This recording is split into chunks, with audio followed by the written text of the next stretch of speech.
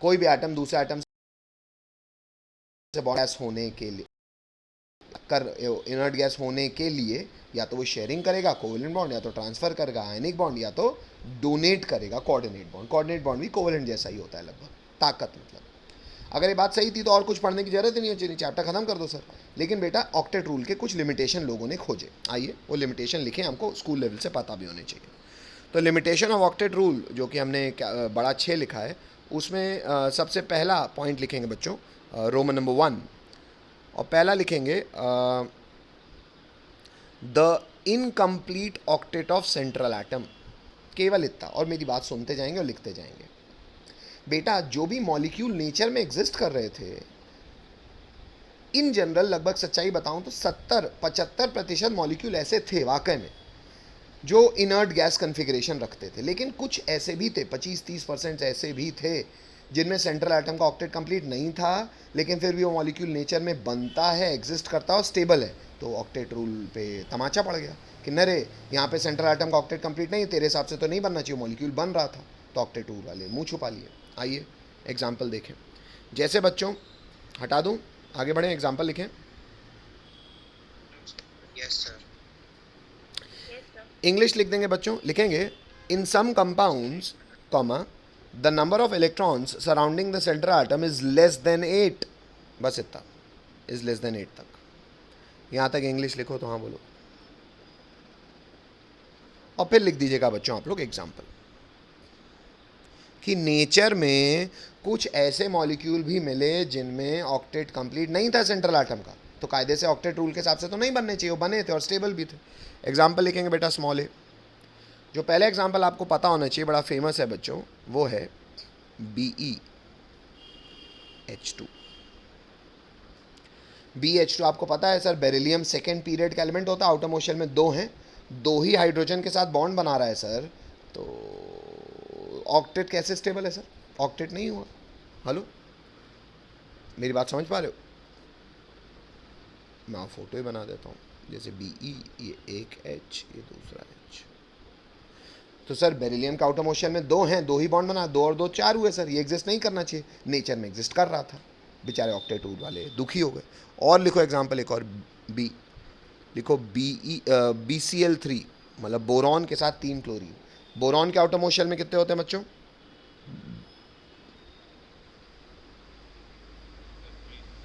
3। 3 Cl के साथ कितने बॉन्ड बने? 3 बने।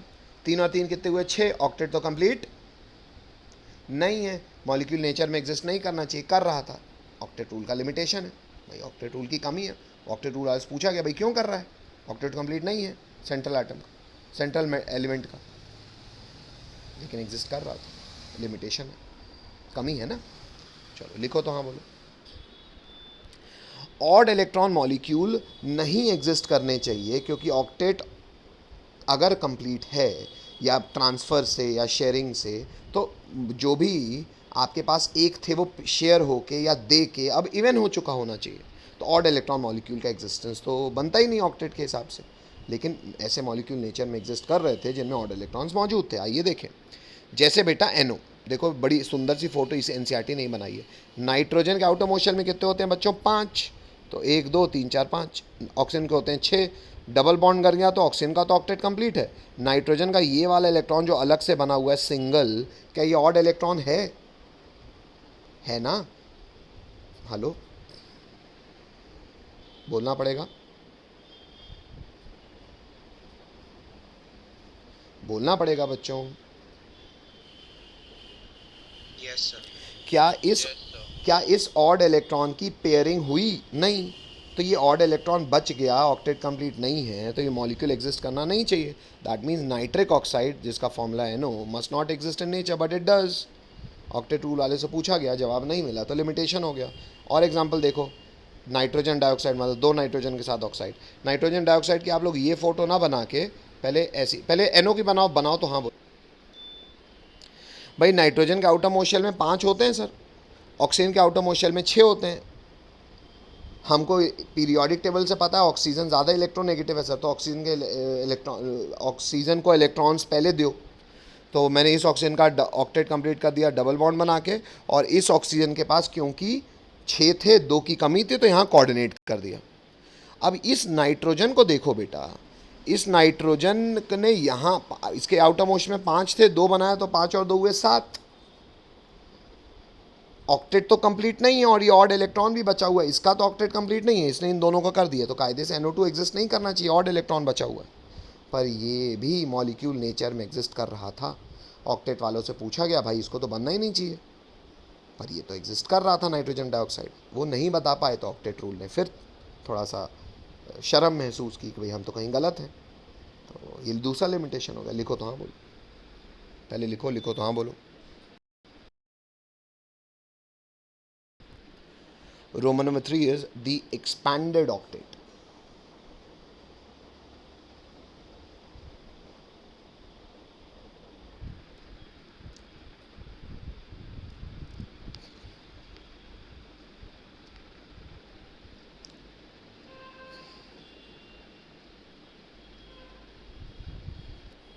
बोलूं?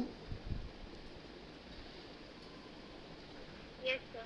चलो इंग्लिश लिखेंगे बच्चों, लिखेंगे in a number of compounds, in a number of compounds, केवल यहीं तक लिखना, in a number of compounds comma there are more than 8 valence electrons around the central atom. ये भी लिमिटेशन है। कैसे सर? भाई ऑक्टेट नियम वालों ने कहा था कि कोई भी सेंट्रल एटम होगा उसके आउटर मोस्ट शेल में after obviously the effect of bonding there should be presence of 8 electron. तो अगर 8 से कम है या 8 से ज़्यादा है, हमें विवाद तो दोनों में होगा। तो हमने शायद रोमन नंबर 1 में लिखा है कि लेस देन ऑक्टेट नेचर में कुछ ऐसे भी मॉलिक्यूल थे जिनके आउटर मोस्ट शेल में 8 से ज़्यादा इलेक्ट्रॉन थे। बोला गया ये भी नहीं बनने चाहिए ऑक्टेट रूल के हिसाब से, ऑक्टेट रूल नहीं बता पाया, तो ये भी लिमिटेशन है। इंग्लिश लिखो, फिर एग्जांपल लिखते हैं। लिखो तो हाँ बोलो।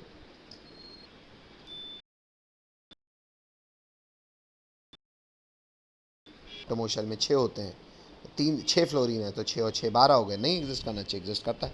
एक और एग्जाम्पल लिख लो बेटा, H2SO4। इंग्लिश लिख ली, आगे बढ़ूँ? चलो कोई रोक नहीं रहा। एक और एग्जांपल लिख लो बेटा, H2SO4 की फ़ोटो बनवा देता हूँ मैं आपको, तो आपको दिख भी जाएगा। सल्फ़र, सल्फ़र के बच्चों आउटर मोस्ट शेल में कितने होते हैं बता ही चुका हूँ मैं, 6। तो ये हो गया एक O के साथ H, ऑक्सीजन के 6 होते हैं, इसके 8 हो गए, ऑक्सीजन के 6 होते हैं, इसके 8 हो गए, हाइड्रोजन का डबलेट हो गया। 2 और ऑक्सीजन है तो डबल बॉन्डेड ए ऑक्सीजन, 2 और oxygen double bonded A oxygen. Oxygen तो सब खुश हैं, लेकिन सल्फ़र के आउटर मोस्ट शेल में कितने हैं बच्चों, चेक करो। सर 6 थे, 6 बॉन्ड बना रहे तो फिर 12 हो गए। फोटो बना लो, शायद आपको समझ में आ जाएगी ये बात। और की लिखेंगे, it is clear that octet rule is based upon chemical inertness of noble gases. However some noble gases, for example xenon and krypton, also combine with oxygen and fluorine to form number of compounds like HCF2, KrF2, HCOF2 etc. इतना लिखो, लिखो तो हाँ बोलो। मैं क्या कह रहा हूँ, मैं ये कह रहा हूँ बच्चों आपसे कि ऑक्टेट रूल क्या था।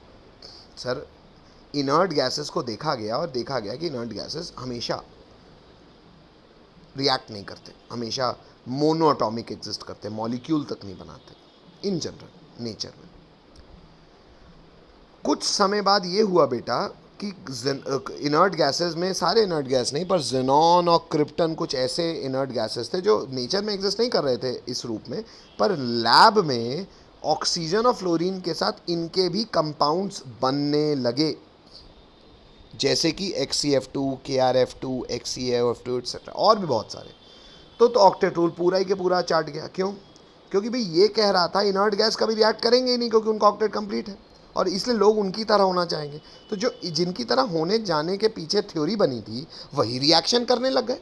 भाई नहीं करना चाहिए था, तो क्यों कर रहे हैं? लोगों ने सवाल पूछे, सवाल का जवाब नहीं मिला। ये सबसे बड़ा लिमिटेशन हो गया ऑक्टेट रूल का। रोमन नंबर 4 लिखो तो हाँ बोलो, आगे बढ़ जाओ।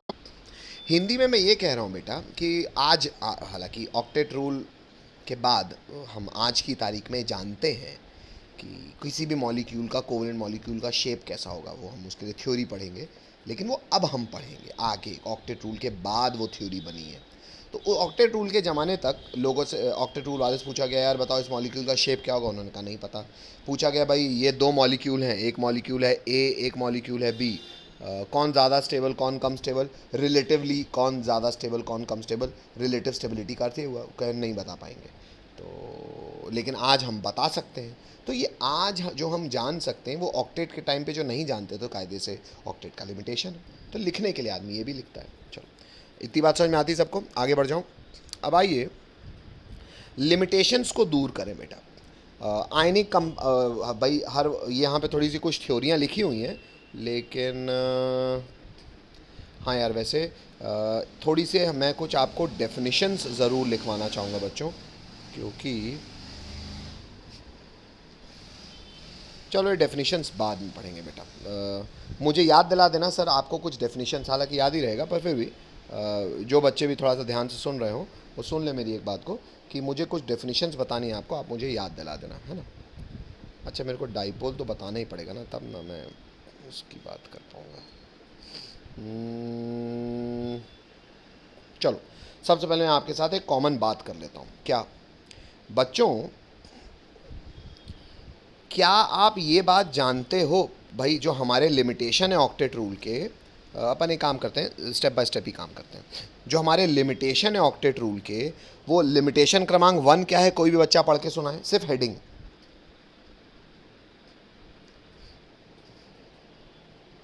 पढ़ो।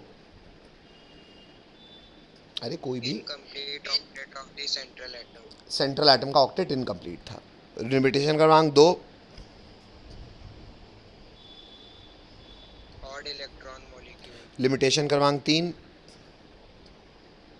Expanded octet. अब अगर बेटा कोई भी सेंट्रल एटम बॉन्ड बना रहा है तो ऑक्टेट पूरा करने के पीछे, तो लेस देन ऑक्टेट या ऑड इलेक्ट्रॉन या ग्रेटर देन ऑक्टेट वो क्यों रखेगा? उसको तो ऑक्टेट पे आके रुक जाना चाहिए। और जो चौथा लिमिटेशन है कि इनर्ट गैसेस खुद रिएक्ट कैसे करने लगे, अगर वो इतने स्टेबल थे तो उन्हें रिएक्ट नहीं करना चाहिए था पेरोक्सिन फ्लोरीन साथ, उनके भी कंपाउंड मिल गए थे। ये सारे लिमिटेशन को दूर करने वाली जो थ्योरी है जिसने लोगों की मदद की, वो कहलाती है बच्चों वैलेंस बॉन्ड थ्योरी। हम प्रॉपर लिखेंगे इसको अच्छे से। वैलेंस, मैं केवल आपको अभी पिक्चर दिखा रहा हूँ कैसे कैसे पढ़ना है हमको आगे। Valence bond theory, valence bond theory का आधार लेकिन आपको ऑलरेडी पता है। आधार पता है क्या है? आधार ये था, वैलेंस बॉन्ड थ्योरी बेस्ड है बेटा ऑक्टेट रूल पे, सॉरी क्वांटम मॉडल पे। किस मॉडल पे? अब क्वांटम मॉडल से शायद आप लोग एक बात जानते हो, हम ये जानते हैं कि सर कोई भी एटम का जो इलेक्ट्रॉन है कोई वेव की तरह है, वो दूसरे एटम के इलेक्ट्रॉन से इसीलिए शेयरिंग करता है। कोई कोवलेंट बॉन्ड बनाने के पीछे उसका ये मकसद नहीं है सर कि उसको ऑक्टेट कंप्लीट करना है। वो एक्चुअली अपने हर अनपेयर्ड इलेक्ट्रॉन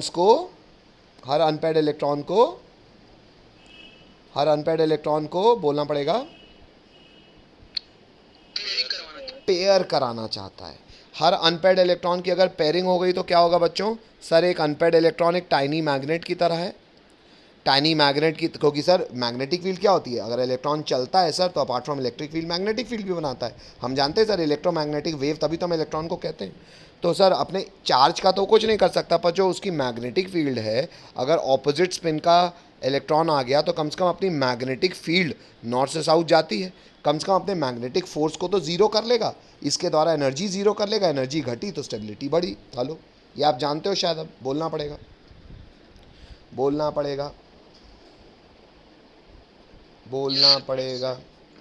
सबको। इसमें कंफर्टेबल हो सब लोग? Yes, हाँ, sir. हम वीबीटी की प्रॉपर थ्योरी लिखेंगे, पर हमें क्वांटम थ्योरी की जिस बात पे वो आधारित है वो हम पहले बोल रहा हूँ मैं आपको, कि वीबीटी ने ये बताया क्वांटम मॉडल के आधार पे कि कोई भी एटम दूसरे एटम से बॉन्ड बनाता है अपने सारे अनपेयर्ड इलेक्ट्रॉन को पेयर करने के लिए। उस चक्कर में लेस देन ऑक्टेट हो ग्रेटर देन ऑक्टेट हो नहीं फर्क पड़ता। अब रही बात, इनर्ट गैसेस भी कंपाउंड कैसे बना लेते हैं? शायद आपको ये भी पता है कि सर मान लिया कोई इनर्ट गैस है, जैसे सबसे ज़्यादा हीलियम क्या होता है? 1s2, दोनों इलेक्ट्रॉन्स पेयर्ड है। चलो हीलियम मत पढ़ो, क्योंकि हीलियम में एक्चुअली खाली डब्बे ऑर्बिटल्स ही नहीं है। मान लो आर्गन का वैलेंस कन्फिग्रेशन क्या होता है बच्चों? 3s2 3p6, ऐसा ही है। हेलो, तो 3s के 2 इलेक्ट्रॉन, 3p के 6 इलेक्ट्रॉन। लेकिन सर इसका भले यूज ना हो, 3d खाली तो है। आपको हाइड्रोजन स्पेक्ट्रम से ये भी पता है कि सर एटम के केस में बाहरी रेडिएशन से एनर्जी आती है, इलेक्ट्रॉन वो एनर्जी गेन करके एक्साइट हो सकता है, मतलब जो पेयर्ड था वो अनपेयर हो सकता है, और अगर अनपेयर हो सकता है तो अब इसके पास दो अनपेयर्ड इलेक्ट्रॉन्स हो गए हैं जो किसी के साथ पेयरिंग कर सकते हैं। हाँ ये अलग बात है सर, इसके लिए मुझे बाहर से एनर्जी प्रोवाइड करने की ज़रूरत पड़ेगी। हेलो, तो मैं बोल तो रहा हूँ इनर्ट गैसेस लैब में कंपाउंड बनाए गए थे, तो लैब में तो हम मेहनत कर सकते हैं ना, आग लगा के हीट करके टेम्परेचराइज करके एक्साइट कर सकते हैं और बना सकते हैं। लेकिन फिर भी लॉजिकली ठीक है, अगर एक्साइट हो गया है तो अल्टीमेटली एटम दूसरे एटम साथ में क्यों रहना चाहेगा, क्योंकि सारे अनपेड इलेक्ट्रॉन की पेयरिंग करानी है। तो अब मेरे पास तुम कोई भी दूसरा आदमी ले आओ, वो अपना अनपेड इलेक्ट्रॉन ले आए तो मैं उसके साथ बॉन्ड बना लूँगा, तो आर्गन भी बॉन्ड बना लेगा किसी दो लोगों के साथ पेयरिंग करने के लिए। लेकिन अगेन आधार क्या है, कोई भी एटम दूसरे एटम से बॉन्ड क्यों बनाता है, अपने सारे अनपेड इलेक्ट्रॉन्स को पेयर करने के लिए। ये बात समझ में आती है सबको, बोलना पड़ेगा। Yes sir. Yes, sir. थोड़ा सा बेटा मुझे क्लास में कॉन्फिडेंस चाहिए बच्चों, इतनी बात समझ में आती है सब लोग प्लीज़, इसमें आगे बढ़ सकता हूँ? Yes sir. Yes sir. ठीक है। अब वीबीटी सर हम थ्योरेटिकली कैसे करेंगे वो मैं कराऊंगा, वो भी लिखना है, पर ऑक्टेट के लिमिटेशन में आपको ऐसे ही मुंह जबानी पहले बता रहा हूँ। अब एक ऑक्टेट का लिमिटेशन है बच्चों शेप के बारे में जानकारी। शेप के बारे में जानकारी भी बच्चों आगे हमको मिली, जिस थ्योरी ने वो हमको इनेबल किया शेप बताने के लिए, वो थ्योरी है VSEPR थ्योरी। इसका फुल फॉर्म होता है valence shell electron pair repulsion theory. कोई दिक्कत? ये थ्योरी हमको आज से, जब हम ये थ्योरी पढ़ लेंगे, आज नहीं जब पढ़ लेंगे, तो हमको क्या पता चल जाएगा मॉलिक्यूल्स के बारे में? शेप। क्या पता चल जाएगा? शेप। और उसके बाद हम थोड़ा थोड़ा मॉलिक्यूल्स की एनर्जी पे भी कमेंट कर पाएंगे। एनर्जी पे कमेंट कर पाओगे तो आप स्टेबिलिटी पे भी कमेंट कर लोगे कि कौन ज़्यादा स्टेबल कौन कम stable. Hello hello yes sir. Hello, बोलना पड़ेगा सबको, ठीक है। Yes sir. तो अब हमारा आगे के स्टामार्क होंगे, ये जो हमारी ऑक्टेट रूल के लिमिटेशंस हैं वो दूर कैसे हुए। जो दो सबसे बड़े स्टामार्क हमको पढ़ने हैं वो हैं वीबीटी और VSEPR थ्योरी, और एक्चुअली यही आपकी पूरी केमिकल बॉन्डिंग है। पर वो पढ़ने के पहले बच्चों मैं आपको कुछ बेसिक डेफिनेशंस भी करवा, VBT VSEPR थ्योरी पढ़ने के पहले, और ये हमको एक्चुअली थोड़ा सा ऑक्टेट रूल जब बना हुआ था उस ज़माने में कुछ और बातें लोग जानते थे, तो कुछ टर्म्स थे, कुछ डेफिनेशंस थी, वो हम ऑक्टेट रूल के ज़माने की थी, इसलिए मैं इसको VBT और VSEPR के पहले लिखवा रहा हूँ, ठीक है। चलो सम इम्पॉर्टेंट टर्म्स बच्चों लिखते हैं। सबसे पहले कैपिटल ए, शुरू कर सकता हूँ? चलो कैपिटल ए में लिखेंगे बच्चों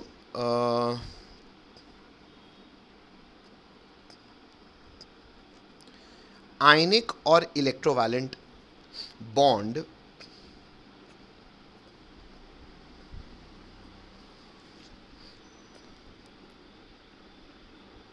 लिखा। तो आयनिक और इलेक्ट्रोवैलेंट बॉन्ड में सबसे पहला पॉइंट लिखेंगे कि जो आयनिक कंपाउंड होते हैं जो क्रिस्टलाइन स्टेट में होते हैं, क्रिस्टलाइन स्टेट बच्चों मतलब सॉलिड स्टेट, वो कैसे होते हैं? ऑर्डरली अरेंजमेंट होता है, थ्री डायमेंशनल मतलब 3D में। ऑर्डरली मतलब एक सिस्टमैटिक अरेंजमेंट होता है। किसका अरेंजमेंट होता है? कैटायंस और एनायंस का। वो कैटायन एन आपस में अट्रैक्टेड क्यों रहते हैं? सर प्लस माइनस में कूलम्बिक अट्रैक्शन रहता है। तो ये इंग्लिश लिखिए, लिखो तो हाँ बोलो, समझने वाली बात है ये। पहले लिखिए नहीं, पहले सुन लीजिए बच्चों, अभी लिखो मत, अभी सुन लो। बेटा शायद मैंने आपको जब पीरियोडिक टेबल में आयनिक रेडियस बताया था तो मैंने आपको थोड़ी बहुत ये बात की थी, एक बार फिर से कर रहा हूँ। हालांकि ये है 12th का टॉपिक, सॉलिड स्टेट पूरा चैप्टर है, उसमें हम और अच्छे से मैथमेटिकल डिटेलिंग लेंगे जब ये चैप्टर शुरू होगा 12th में, सॉलिड स्टेट। पर फिलहाल आपको एक बात बता दे रहा हूँ बेटा, कभी भी कोई भी चीज़ नेचर में सॉलिड के फॉर्म में एग्जिस्ट करती है ना, तो जैसे कि एग्जाम्पल है ये NaCl का, अगर आप देखो बेटा तो यहाँ पे जो ब्लू कलर के बॉल्स हैं ना, ये कोई छोटे छोटे बॉल नहीं है बेटा, ये प्रॉपर स्फेरिकल सिस्टम है, जो कि एक एनायन है, मतलब एक ऐसी स्पीशीज है जिसने इलेक्ट्रॉन लिया हुआ है। लेकिन मैंने उसको फुस करके मतलब उसकी हवा निकाल के उसके केवल सेंटर ऑफ मास से उसको रिप्रेजेंट किया है, और वो सेंटर ऑफ मास यहाँ पे ब्लू कलर का है। ये बात समझ रहे हो बच्चों? ये कोई ऐसे छोटा सा नहीं है, बड़ा सा। केवल लेकिन उसकी पोजिशनिंग समझने के लिए मैंने उसको एक डॉट से रिप्रेजेंट कर दिया, एक बॉल से रिप्रेजेंट कर दिया है। हेलो, थोड़ा बहुत हजम होती बात, बोलना पड़ेगा। Yes sir. अच्छा, तो एक माइनस क्या दूसरे प्लस से अट्रैक्टेड होगा? हाँ सर। सर ये प्लस भी कोई बड़ा सा आदमी होगा, लेकिन मैंने इस प्लस को भी एक छोटे बॉल से रिप्रेजेंट किया। वो छोटा बॉल देखो, यहाँ रेड कलर का बॉल बना हुआ है। अब ये प्लस माइनस एक दूसरे से अट्रैक्टेड है, इसलिए एक दूसरे के पास है, लेकिन हमको पता है सर पास तो एकदम पास आएंगे, तो एकदम टच करेंगे। तो आप यहाँ पे टच क्यों नहीं करवा रहे? अरे यार मैं बताया तो, मैंने पूरे के पूरे स्फेरिकल सिस्टम को एक डॉट से रिप्रेजेंट किया है। वो जान के डॉट को एनसीईआरटी ने कलर्ड कर दिया है छोटे छोटे बॉल्स दिखा के, कि आप ये फ़ोटो समझ पाओ। कौन सी फ़ोटो? इनके 3 डायमेंशनल अरेंजमेंट की। भाई प्लस माइनस अट्रैक्टेड तो है, लेकिन ये अरेंज्ड कैसे है? तो किसी भी सॉलिड का अरेंजमेंट समझने के लिए बेटा उसका यूनिट सेल निकाला जाता है। Unit cell is like an ईटा, अ ब्रिक। ब्रिक से बड़ी बड़ी बिल्डिंग बन जाती है अलग अलग ढांचों की, लेकिन बनती तो ईंटे से, ब्रिक से है। अच्छा, तो यही उसका मैंने यूनिट सेल काटा हुआ है। ये यूनिट सेल कैसा है? अगर देखो, ये क्यूब टाइप का आपको दिख रहा होगा। इस क्यूब में अगर आप देखो तो कॉर्नर्स में कौन है बच्चों? देखो, अगर मैं आपको क्यूब ड्रॉ करूं आपके लिए, तो क्यूब मैं ऐसे ड्रॉ करूंगा। हेलो हेलो, बोलना पड़ेगा बच्चों। Yes sir. तो बेटा कॉर्नर्स में यहाँ कौन है? ब्लू कलर की बॉल। सोडियम। हाँ, नहीं बेटा, क्लोरीन। हाँ अब कुछ अच्छा बात की हो, पर कोई बात नहीं, देख पा के जवाब दे रहे तो भी अच्छा है। कॉर्नर्स में है बच्चों क्लोरीन, Cl माइनस। और सर Cl माइनस क्यों है? अट्रैक्टेड किससे होगा बेटा? प्लस से। प्लस भले मैं आपको पूरा गोला नहीं दिखा रहा, उसका सेंटर ऑफ मास दिखा रहा हूँ। तो बेटा सोडियम कहाँ है? Sir sodium is present at each edge centre. अगर आप गौर करो तो सारे एजेस के सेंटर पे है, दिख रहा है बेटा? देखो आप लोग भी अगर कॉपी में अपना ड्रॉ करो, इसी पॉइंट नंबर 1 में ही पहले ड्रॉ कर लो, फिर इसके लिए इंग्लिश लिख लेंगे। बात समझ पा रहे हो बेटा? और कहाँ कहाँ है बेटा? सर सारे के सारे एज सेंटर्स में है। और आपको समझ में नहीं आ रहा होगा, लेकिन थोड़ा सा मेरी बात समझने की कोशिश करना, एक बॉडी सेंटर में भी है बेटा। सारे के सारे एज सेंटर के अलावा कहाँ पे है? दिख रहा है बॉडी सेंटर? बोलना पड़ेगा, बोलना पड़ेगा। Yes sir. तो आप शायद ये फोटो, मैं अपनी वाली फोटो मिटा दूं बच्चों? थोड़ा बहुत हजम हो रहा है आपको? अच्छा लग रहा है? हेलो, बोलना पड़ेगा बच्चों, बोलना पड़ेगा।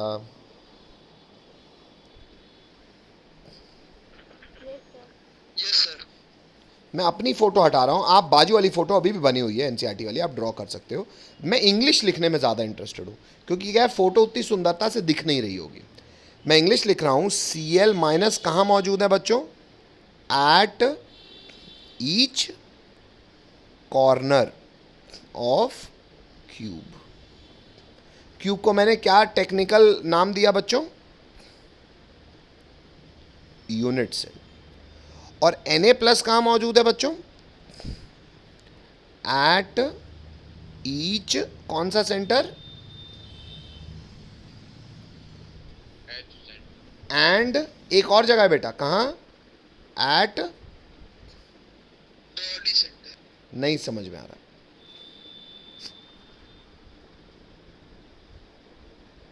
बोलना पड़ेगा बच्चों।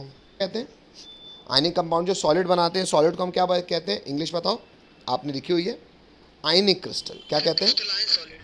नहीं, हाँ क्रिस्टलाइन सॉलिड या क्रिस्टलाइन लैटिस। क्रिस्टलाइन सॉलिड आपने शब्द नहीं लिखा है शायद, लैटिस। क्रिस्टल लैटिस कहते हैं बेटा इसको, अभी मैं लिखवाऊंगा क्रिस्टल लैटिस। तो जहाँ बच्चों आपने NaCl का एग्जाम्पल ये बात लिखी है ना, वहाँ पे ये लिख दीजिए, इस NaCl को स्ट्रक्चर को क्या कहते हैं बच्चों? ये लिख दो रॉक सॉल्ट स्ट्रक्चर, और ब्रैकेट में लिख देना इस अरेंजमेंट को टेक्निकल भाषा ने नाम दिया है रॉक सॉल्ट स्ट्रक्चर, जो कि NaCl का स्ट्रक्चर होता है। चलो हटा दूं, आगे बढ़ें। कि अगर तो कोई 2 आयन्स हैं, एक पॉजिटिव आयन है, एक नेगेटिव आयन है, ये एक दूसरे से इतना ज़्यादा अट्रैक्टेड रह के A+B- जब सॉलिड बनाएंगे, तो ये हमको ये भी शायद डेफिनेशन से पीरियोडिक टेबल से पता है कि आदमी लेन देन किस स्टेट में करता है बेटा, मतलब गैसीय स्टेट। भाई अपन ने देखा हुआ है ना, आयनाइज करते हैं तो कैटायन का बनाते हैं, इलेक्ट्रॉन गेन करते हैं तो एनायन बनाते हैं। तो कैटायन एनायन हमने जो बाय डेफिनेशन पीरियोडिक टेबल में देखा है, गैसियस स्टेट में देखा है। तो कोई चीज़ बच्चों जो लेन देन बाय डेफिनेशन गैसियस स्टेट में अगर उसने ये किया है, एनाइज या इलेक्ट्रॉन गेन किया है, और अगर वो सॉलिड के रूप में एग्जिस्ट कर रहा है बेटा, तो तुम मुझे बताओ बेटा, गैस की एनर्जी ज़्यादा होगी, मतलब अगर इसको एक रिएक्टेंट ऑफ प्रोडक्ट की तरह देखो तो मुझे बताओ रिएक्टेंट्स की एनर्जी ज़्यादा होगी कि प्रोडक्ट की? क्या आप 10 से मुझे, आप अपने 10th की सोच से मुझे बता सकते हैं? हाँ बेटा, 9th की सोच से बता सकते हो। पता है कैसे? शायद आपको पता होगा बच्चों। सर बराबर होगी। नहीं होगी बराबर बेटा। आपको पता होगा कि आपने 9th में पढ़ा होगा, सर जब चीज़ें सॉलिड स्टेट में होती हैं ना, जब सॉलिड स्टेट में होती है ना, तो एक दूसरे के इतना पास आ जाती हैं कि सॉलिड बने। जब इनको हीट करोगे, जब इसको एनर्जी दोगे, तब ना सॉलिड से लिक्विड और लिक्विड से गैस में जाएगा। नहीं समझ रहे? तो अगर सर आप LHS से RHS में आपको आना है, और अगर ये A+B- को मज़ा आ रहा है सॉलिड बनने में, तो सर पर्याप्त मात्रा में एनर्जी रिलीज़ होनी चाहिए ना, क्योंकि अगर AB सॉलिड स्टेबल है तो इसकी एनर्जी कम होगी, एनर्जी कम होगी तो गई कहाँ, रिलीज़ हुई। Hello hello. और यही एनर्जी अगर इस AB सॉलिड को मैं दे दूं तो वापस गैसियस स्टेट में आ जाएगा। हेलो, बोलना पड़ेगा, यस सर। बोलना पड़ेगा, बोलना पड़ेगा, बोलना पड़ेगा सबको। Yes sir. सर एक बार फिर से बता दीजिए। एक बार फिर से सुन लो बेटा, अगर कोई गैसियस स्टेट से चीज़ आपस में चिपक चिपक के सॉलिड बन रहा है, तो बेटा गैस की एनर्जी तो ज़्यादा होगी। और अगर वो सॉलिड बनने में उसको मज़ा आया है तो मतलब वो स्टेबल हुआ है, स्टेबल हुआ मतलब उसकी एनर्जी घटी होगी मतलब रिलीज़ हुई होगी। और यही एनर्जी सर अगर हम इसको ज़बरदस्ती दे दें तो ये वापस गैसियस स्टेट में चला जाएगा। तो हमेशा जब ये प्रोसेस होगा तो कुछ ना कुछ एनर्जी इन्वॉल्व होगी कि नहीं होगी? बोलना पड़ेगा। सर होगी। बस यही एनर्जी को डिफाइन करने के लिए बेटा मैंने आपको ये आयनिक क्रिस्टल को, ये जो आयनिक कंपाउंड होते हैं एक सॉलिड क्रिस्टल बनाते हैं, बताया मैंने आपको। अब आइए ये एनर्जी को मैं डिफाइन करूं, बस केवल ये बताने के लिए, डेफिनेशन बताने के लिए मैंने इतनी पंचायत की है। आइए वो डेफिनेशन जाने जिसको आयनिक कंपाउंड्स में हम लिखेंगे पॉइंट क्रमांक 2, और दूसरे पॉइंट में लिखेंगे बच्चों ये वो डेफिनेशन है। दूसरे पॉइंट में लिखेंगे बच्चों lattice energy, sorry lattice enthalpy. ये भी शायद आपको पीरियोडिक टेबल से मैंने बताया है। किसी भी केमिस्ट्री में या फिजिक्स में भी आप देखोगे, एनर्जी का ट्रांजैक्शन, एनर्जी का लेन देन देखने वाला, मॉनिटर करने वाला डिपार्टमेंट ऑफ साइंस क्या कहलाता है? थर्मोडायनेमिक्स। बता चुका हूँ मैं। आप गौर करोगे, केमिस्ट्री में भी थर्मोडायनेमिक्स करोगे, पढ़ोगे, और फिजिक्स में भी थर्मोडायनेमिक्स पढ़ोगे। तो थर्मोडायनेमिक्स क्या करता है? एनर्जी को चेंज के रूप में देखता है, और एनर्जी को क्या कहने लगता है बच्चों? क्या कहने लगता है बच्चों? एंथैल्पी। तो एंथैल्पी हमारी थ्योरेटिकल समझ में इज नथिंग बट एनर्जी। क्या इसमें सर मैथमेटिकली ये बराबर है एनर्जी और एंथैल्पी? नहीं बेटा, कुछ फ़र्क है। वही फ़र्क है जो अभी ये बच्चे ने पूछा था ना, इलेक्ट्रॉन एफिनिटी और इलेक्ट्रॉन गेन एंथैल्पी में।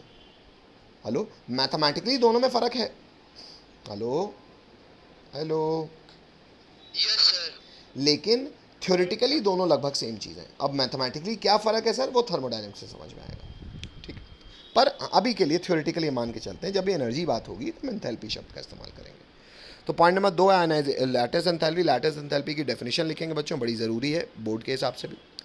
इंग्लिश लिखेंगे the lattice enthalpy of an ionic solid is defined as the energy required to completely separate 1 mole of solid ionic compound into gaseous constituent ions। इतना लिखो तो हाँ बोलो। अब sir lattice enthalpy of NaCl 788 kilo joule per mole, इसका अर्थ क्या हुआ? Definition देख लो, डेफिनेशन भी समझ में आ जाएगी कि भैया मान लो NaCl सॉलिड तुम्हारे पास मौजूद है। हमको पता है सर ये एक रॉक सॉल्ट सॉलिड होता है, प्लस माइनस एक दूसरे से अट्रैक्टेड है।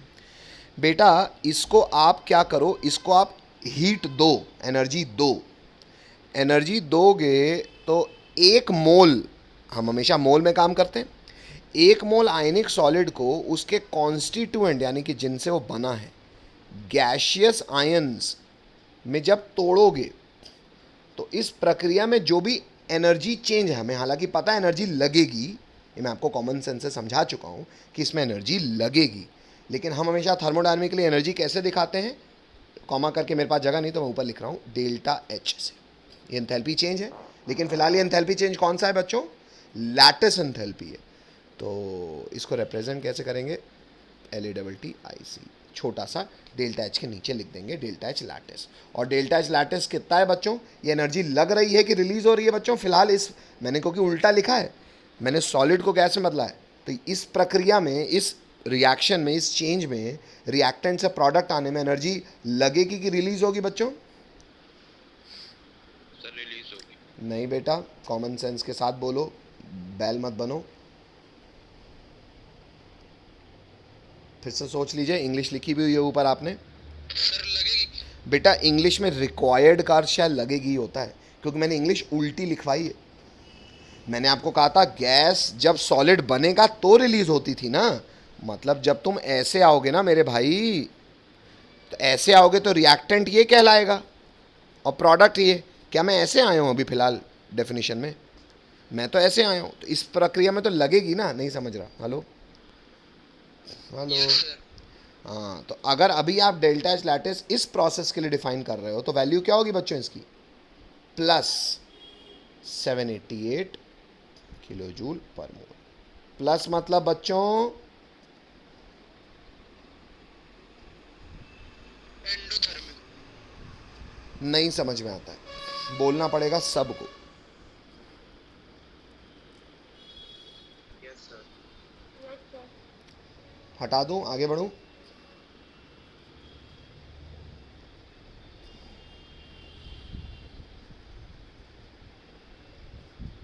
कोई रोक रहा है?